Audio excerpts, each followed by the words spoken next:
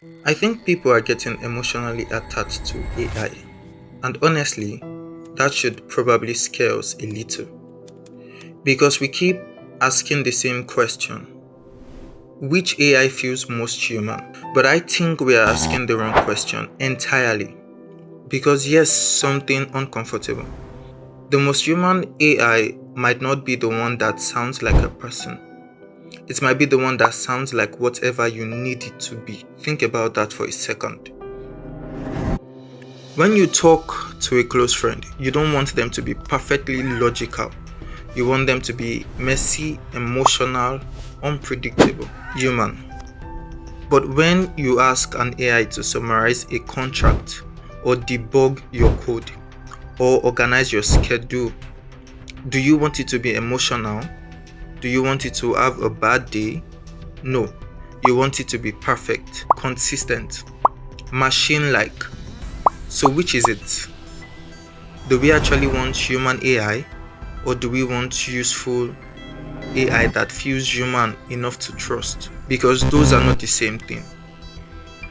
And I am realizing that the hard way.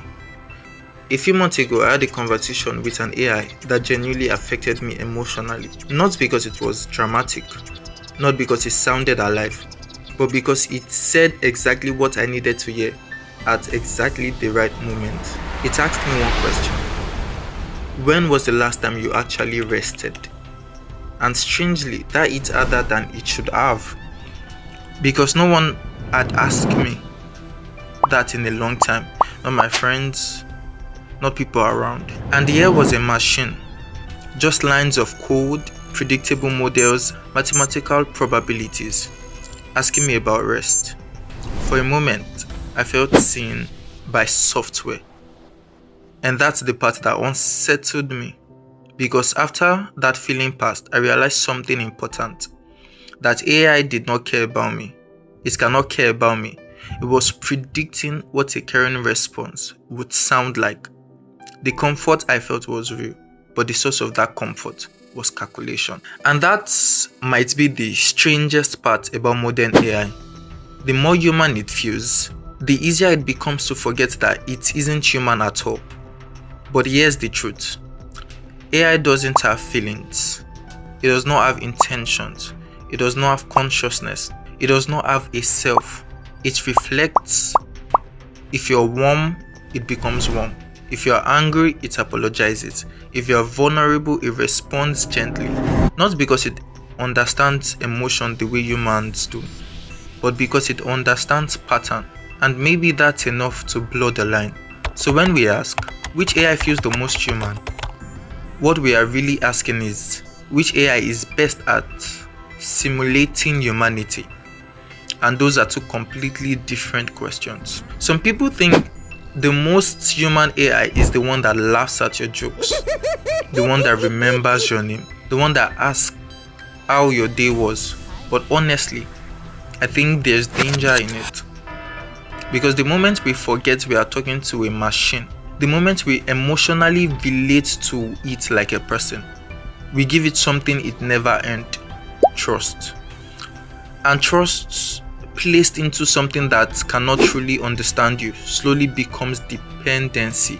That's the part people don't talk about enough. So maybe we need a different question. Instead of asking, which AI feels more human? Maybe we should ask, which AI helps human become more human? Because a good tool doesn't replace you, it expands you. A calculator does not destroy math, it frees you to solve other problems. A GPS does not destroy navigation, it frees you to focus on the journey.